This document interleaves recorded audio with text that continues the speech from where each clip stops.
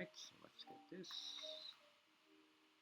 All right, let's start with the first question. There's an airplane that's flying, and we see a table here that shows that the airplane was flying at a constant speed. It's gonna create a proportional table.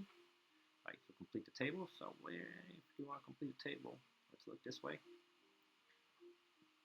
Can you find that number? That number there has a name. That name is constant proportionality. Right, that's the number we're looking for. Proportionality, also known as the unit rate. How much of something compared to 1 unit of the other. So in this case, let's write this as a fraction. And we're going to use this relationship. I can't use a 2 because I don't have anything here, and I can't use a 6 because I don't have anything there. So the only relationship that's given to us is this. And we want to use it in terms of 1 hour. So we've given that 1,650 miles can be flown in 3 hours in this example. Now, if I want to change this, I want to say, hey, but what about in 1 hour? Right?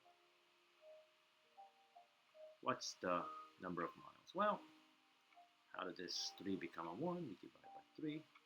How did that happen? What are we going to do on the top? We can also divide by 3. And we get 550 miles. So this, back to 6th grade, you learned that this is called our unit rate. And this number, 550, is also known as a constant proportionality. And that's the number that you're going to put right here. So 3 times 550 is 1650. That's correct. What's 2 times 550? 1100. What's 6 times 550? It's 3300. Right?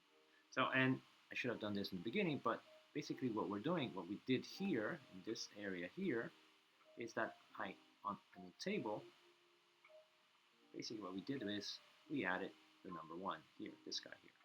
If we had 1 hour, how far did the airplane fly? And that magic number was 550. So 1 times 550 is 550.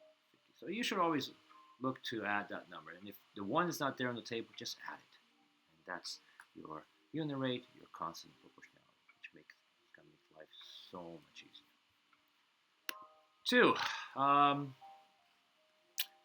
So it says blueberries cost $4 per pound. Let me create a table. So, all right, blueberries per pound. So pound. If I have 1 pound, I'm going to pay. Sorry, cost. I'm going to end up paying $4. So that's the relationship that we have right now. 1 pound's $4. What's the unit rate? What's the constant proportionality? How does this happen here? It's times 4. That's our unit rate. Let me write that as a fraction. So if you wrote that, you would write it as $4 for 1 pound. Look, right? This is your unit rate. The price for every pound, 4. And 4, that 4 is a constant proportionality. It's that number that you're going to use over and over. So I know the problem's not asking you, but what if they said you bought 7 pounds of blueberries? What would you do? Well, times 4, 28, and so forth and so forth. Now, what's the question asking? The question is actually saying, hey, but what happens when you spent $1? Let's go back here. When you spent $1, it's almost like going backwards, right? So if you had the number of pounds and you wanted to find the cost, you multiply it by 4. But if you're going the other way and you know the cost and you want to know how many pounds you got, well, what's the reciprocal for? It's 1/4. So you can do 1 times 1/4, or if you want to think it the other way, you can divide by 4. So 1 divided by 4, which is the same thing as multiplying by the reciprocal, is a quarter pound. So how many pounds of blueberry did you buy? Quarter pound. There's an extension here. So here, part B here says, what happens if you pay $13? Well, same thing, right? So if I have the cost and I have the constant proportionality, which is 4, but I'm going this way, 13 divided by 4 is, I have no idea, 3 point something, 3.25. So you ended up buying 3 1/4. Come on, pen. 3 1/4 pounds. You can always go back to, right? So once you have this relationship, you could have set a proportion. So you knew that $4 gets you a pound, and the question was, hey, what happens if you had $13? How many pounds of blueberry did you get? Well, you could have set up a proportion, right? And you could have gone, hey, you know what? I want to do this.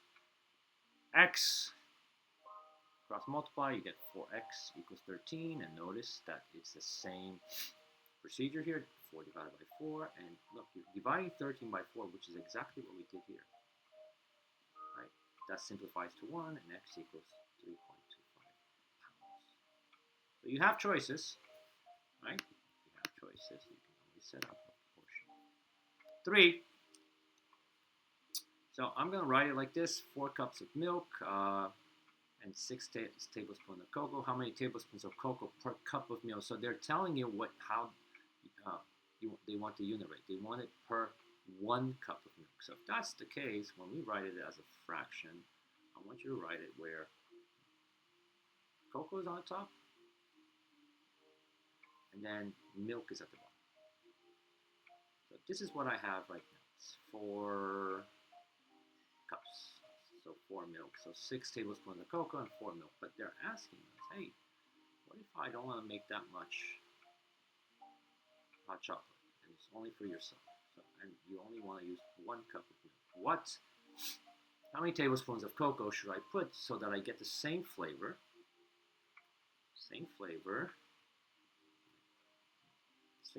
as when I mix this 6 cocoa and 4 milk? That gives you a particular flavor, right? So if you want to keep that ratio and get the same flavor, well, how many tablespoons of cocoa should you use? Well,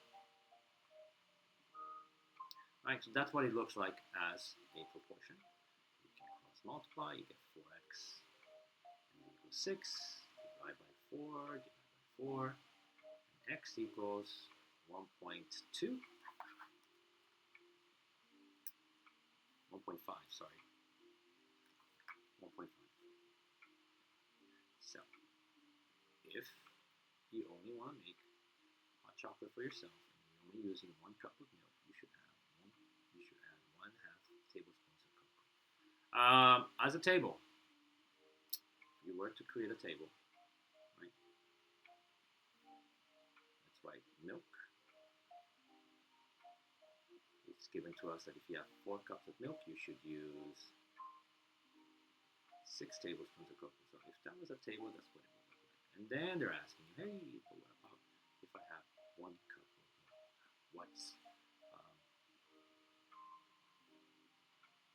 What would be the number of tablespoons? But again, it's the same thing because now you're looking for the unit rate, right? So 4 times this number equals 6, and all you have to do is divide 6 by 4, and we would have gotten 1.25. So there is, sorry, 1.5. That's our unit rate. What does that mean here? So in this case, it says that for every 1 cup of milk, you need 1.5 tablespoons of cocoa. And there you go. How many cups of milk per tablespoon? Now, this is a different question. So look at part B. Part B is asking you,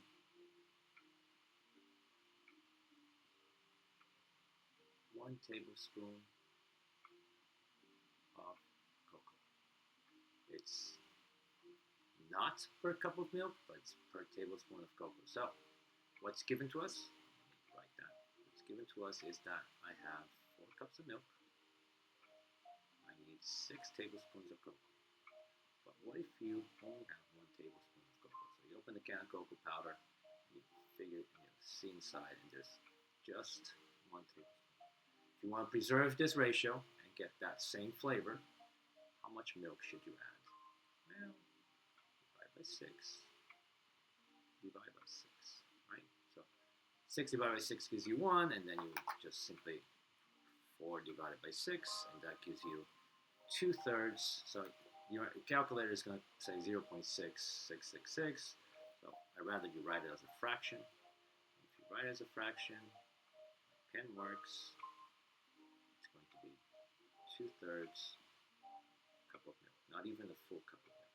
All right, so, and that should have been your answer.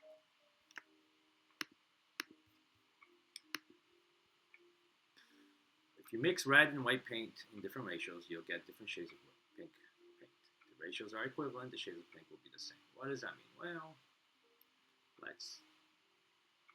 before I even get to the problems, I'm going to hide this. What is that first two statements? Well, let's say I had four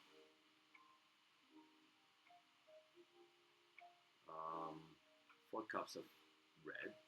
I'm making this up. It's 5 cups of white. So if I mix those two colors, I would get pink. Now, if the ratios are equivalent, so let me pick another equivalent ratio. Let me pick 12 red, and then I'm going to pick 15 white. So if you use 4 red and 5 white, you get a certain pink shade, and let's just call it, let me just say that it's this one. Okay, and let's say I bought more cups of paint at Home Depot, and I wanted this same color to preserve that color, right? I would have to make sure that I use the same ratio, which in this case is 12 or 15. How do I know they're same? Well, what are the options? You can cross multiply, you get 60. Cross multiply here, you get 60. So you're telling that the proportions are equal. That's one way of figuring it out. What's another way of testing that out is to simplify 12 over 15. 4 over 5 is already simplified to its simplest form. 12 over 15, you can say, well, let me divide that by 3 and get 4. Let me divide that by 3 and get 5. Look, same ratios, right? So that's what that statement was saying. So let's look at the problem. Mine mixed a batch of pink using 5 red, sorry. So she used 5 red with 3 white. And she got probably a darker pink because there's more red. Priya mixed another batch using 7 red and 4 white. Are these two batches the same shade? Well, they're not. Right? So it's tough to what you call compare when the denominators are different. That's why we cross multiply. So let me do it the old-fashioned way. So basically, cross multiply is just a shortcut of you rewriting these two ratios with common denominator. So what's the common denominator between 3 and 4? The smallest one. Well, the smallest one is 12. So how did the 3 become 12? Well, that's times 4. So if I multiply that by 4, I multiply the top by 4. So 5 over 3 is the same thing as 20 over 12. Just, right? Now, the 4 here is also becoming 12 at the bottom, right? Because I'm changing so that both of them have common denominators, and it's much easier for me to compare. So if the 4 changed to 12, it was by multiplying 3. And the top, I'm going to multiply by 3, which gives me 21. So now that we both have common denominators, we're going to compare. Are they the same ratios? No, they're not. In actuality, look, this guy here, she uses 20 red, and then Priya uses 21 red. So this color right here, the one Priya is doing, is going to be a little bit darker.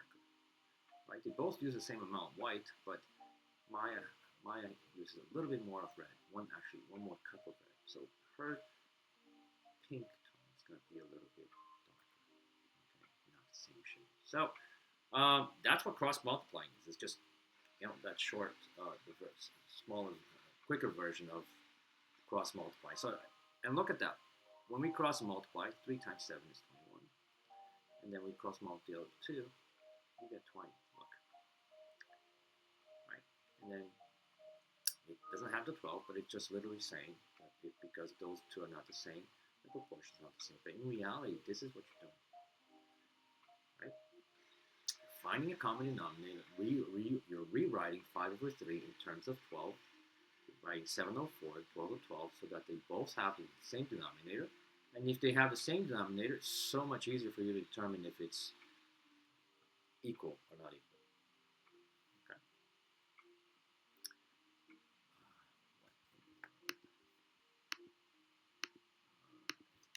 Here. 5. There's an area of 4 square yards equals 36 feet. 10 square yards equal to how many feet? Alright, so 4. Okay, so we can say it's 4 square yards. If we create a table, we can write 4 square yards is equal to what? 36 feet. 36 square feet. Right, so right off the bat, if you wanted to, and I probably gonna ask you to do it, you can, I know, I didn't ask you, but you could have set up a portion, and you could put a 1 here. 10 yards is how many square feet? Well,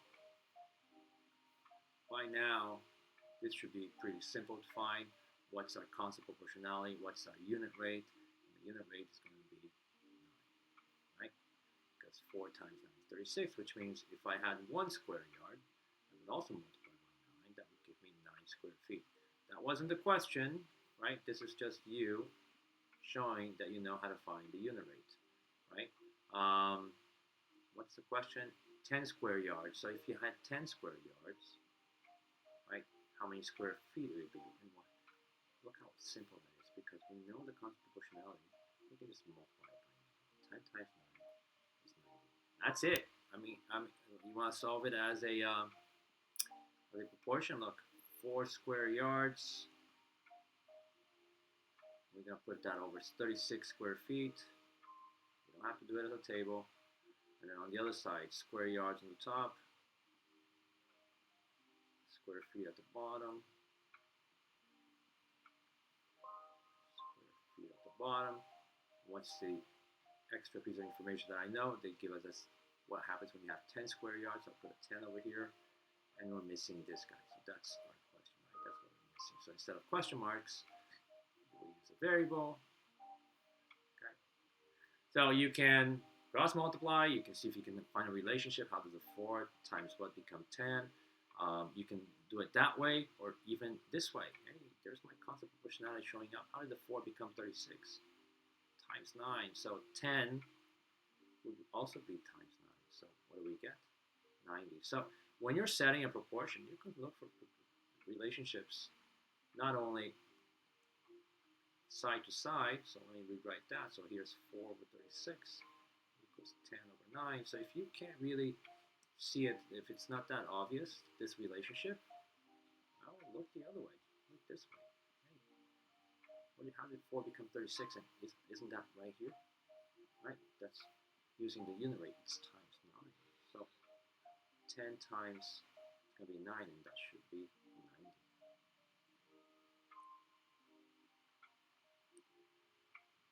Which ratios are equivalent to 3/4? So here's 3/4, and I'm memorize a fraction. And then, for example, A, 50 over 100 is 3/4 and 50 over 100 the same thing. Well, I hope you know they're not. Option 1, simplify 50 over 100. If you simplify 50 over 100, it's the same thing as a half. Is 3/4 and a half the same? You don't even have to cross multiply. It's not. So A is not it. B, 3/4 and 18 over 24. Well, why don't we just simplify 18 over 24? What can I divide top and bottom by? I'm going to divide that by 6 and this by 6. 18 divided by 6 is 3. 24 divided by 6 is 4. Oh, look at that. They are the same. So this one is a goat. What is that? 1/4 times 1/5. So I don't know. All right. So is 3/4 the same thing as 1/4 times 1/5? Well, let's multiply it out. 1 times 1 is 1, and 4 times 5 is 20. So instead of saying 1/4 times 1/5, let's just call it 1 over 20. And then take that 1 over 20, put it over here. Can you obviously tell that they're not equal? Well, of course, 3/4 is nowhere near 1 over 20. So that's also garbage. 75 over 100. This looks like it has potential. If I divide 75 by 25, I'm going to get 3. If I divide 100 by 25, I get 4. Look, 3/4. So 75 over 100 is the same thing as 3/4, which is the same as the ratio on the other side. So this one is good. Where are we? 3/4 and 4/5. They're both in its simplest form. Compare. And they're not the same. If you want to test it, I mean, you want more proof. Cross multiply, take the shortcut. That's 16. 3 times 5 is 15. So are they the same? No, they're not. That was a no. And then 3/4 times 1/4. Why do they do that? No idea. So we're asking, hey, is 3/4 the same thing as 1/3 times 1/4? Well, 1 times 1 is 1, 3 times 4 is 12. That's what I want to use. I don't want to use that. So I'm going to put this over here. Are they the same? Well, I can't simplify 112 anymore. I can't simplify 3/4. They're in their lowest terms. So now you get to compare. Are they the same? They're not. So this one also not. So the only one was B and complete the table. Good. Okay. Can you find the constant proportionality? Can you let me get that X and then I'm gonna hey, can you find that number? Anytime you see a 1, like we see here, we have the constant proportionality right given to us. What 1 times what is 2.4? Well, obviously it's 2.4. So that's our constant proportionality, right? So there's 2.4 of something for every 1 unit. Now you can say it's times 2.4. So 4 times 2.4 is 9.6. And then 18 here, something times 2.4 was 18, but we're going backwards, so we can use the inverse operation. We can just say 18 divided by 2.4 is 7.5. Right, so that's easy. So let's look here. What's the constant proportionality? Times 3, right? Because 12 times 3 is 36. So I'm going to put times 3 over here. And over here, instead of times 3, it's going to be divided by 3. Okay. So 12 times 3 is 36. 1 times 3 is 3. And then 0 divided by 3 is 0. Be careful, because a number divided by 0 is not 0. Over here, let's do this one. Can you find the constant proportionality? 0.4 times what equals 1? Well, how do we find the constant proportionality? You can simply just divide 1 divided by 0.4. That gets us 2.5. So this one here, the unit rate, right, it's 2.5. So it's 1 times 2.5, which is 2.5. And over here, something times 2.5 is 15, but going backwards here, we're not going to multiply. We're going to divide 15 divided by 2.5, which is 6. Right? So, and you can always, double check your answer. So here, 16 times something is 4, 20 times something is 4. What's our unit rate? Well, unit rate, and we're going to go 4. To find the unit rate, we're going to divide 4 by 16. And 4 divided by 16 is the same thing as 1/4. So the unit rate is 1/4 times 1/4 times 1/4. And something times 1/4 is 9. So 16. What's 1/4 of 16? 4. That makes sense. What's 1/4 of 20? It's 5. If you had some money in your pocket and I asked 1/4 of it and you gave me 9, how much did you have in the beginning? Well, 36, right? So if you had $36 and I took 1/4 from you, you would have given me $9. So see how this number, right, our constant proportionality can come in and be so handy. Okay. All right. Oh no, there's one more. Sorry. Okay. So, can you find your best friend here? Yes, you can. Your best friend in all these 4 ratios, your best friend is located right here. Whenever you see that 1, right, it's your unit rate. So let me write that. Number of people in the group, you pay $12.50. Well, I take that back. Rents 1 person and 2-person kayaks for a fee of $10 an hour, plus $2.50 per person for gear. The table shows the cost. Several groups of people. It shows the cost for several groups of people. Is a relationship between the number of people renting kayaks and the fees charged a proportional relationship. Well, according to our table here, if you have 1, it's times $12.50, right? And if that's really our constant proportionality, this $12.50, right? If that's really our constant proportionality, if it is proportionality, and I'll put a question mark at the end, then everything else here should be times $12.50, times $12.50, times $12.50. It should. If it is, because the rate of change, your price is 12.50 per person and per person and per person. So two, if you have two people, it should be 12.50 times two. If you have three, it's 12.50 times three. But that doesn't look like what it's going to be because of this right here. No, actually, it's not because of that, but because of this, because of the fee of $10. So whoever did this problem is thinking that maybe if you add the 10 and the $2.50, the price per person is 12.50. Well, let's see if that person is correct. 1 times 12.50 is 12.50. That's good. 2 times 12.50, is that 15? No. 3 times 12.50. I mean, think about it. 3 times 12 is already 36, so that's not right. And then 4 times 12 is 48, which is nowhere near.